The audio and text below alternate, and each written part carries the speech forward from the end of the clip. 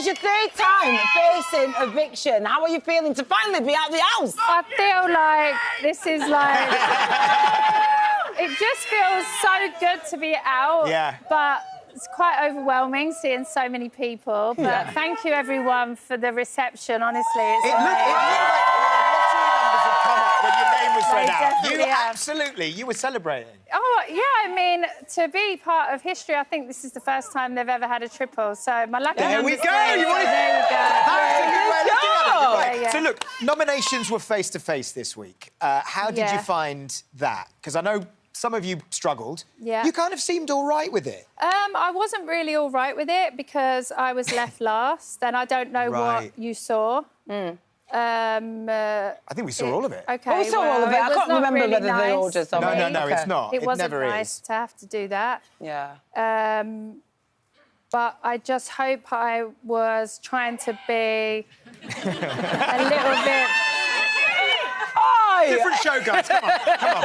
BBC. Yeah. I was trying to just be, I suppose, give a little bit of advice, really, just to say that we all have to be a bit mindful of how we are. We never know how people are feeling. It's always a really tricky time when you've been nominated, you're being evicted. You never really know what's going on in the house anyway, you know. Absolutely. I mean, you and Angelica both nominated each other. Speaking of nominations, let's dig in. So why was there a little bit of a disconnect between the two of you? I think that we're very similar in many ways. We've worked a long time in the industry. We both struggled a bit with the... We both are quite private people, really, even though we're on telly all the time. Yeah. I think we were both a little bit shell-shocked, like 120 cameras, like, every day or whatever, you know. It's kind of really daunting. I think that I thought she was snapping at me, she thought I was snapping at her, so it's just friends, isn't it? That's what happens. Yeah, because you got... Almost like sisters, almost. Sounds like me and my sisters. Yeah. It's literally like, I love you, you're annoying. One of the things that did come up in the nominations was some housemates said that you were bringing the mood down for them, right? Were you aware that you were having that effect? Well, the person that said I was bringing the mood down, literally, I don't know, I must be a magician to bring their mood down. Because you have never known anyone with so much energy, in beautiful energy, but energy in your whole life. So I was amazed that she thought I had that much power. We're talking about JoJo, of course, to be clear. But it is interesting you talk about energy, because I'd never met you before. This is the first time we've properly spoken, and you do have a very calm energy, even now, you know? Yeah. And I guess that is, like you say, very different to some of the other characters in the house. Yeah, and that's what makes it brilliant, you know, and that's why it's a great experiment, you know, mixing a lot of people together that are all very different, different ages, different backgrounds, different beliefs, different everything. And it just shows that that's what we need right now, you know, in the world, is that we can all live together despite our differences. Yeah. It shows us that...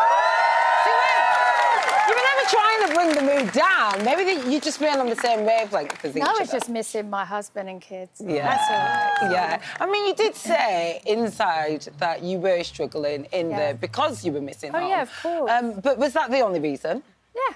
Yes, that's it. That's it. Simple Once I as. got over it and started trusting a bit, and I was fine, you know. Yeah. And once it was getting close to the end, I was really fine. Yeah, counting down the days. Yeah. Exactly. I mean, there were a few tricky moments that you had to deal with in there. I mean, people complaining about your broccoli, that was one.